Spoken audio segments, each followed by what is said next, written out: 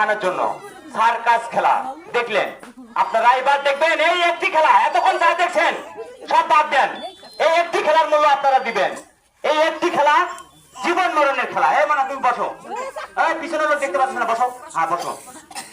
হ্যাঁ এবার সবাই লক্ষ্য রাখবেন খেলার দিকে।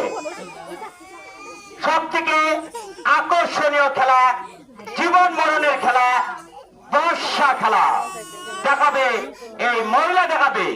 সবাই খেলার দিকে লক্ষ্য রাখবেন। আমরা এখানে খেলা শেষে 10 মিনিট থাকবো। হ্যাঁ সবাই লক্ষ্য রাখুন, লক্ষ্য রাখুন। এই যে হ্যাঁ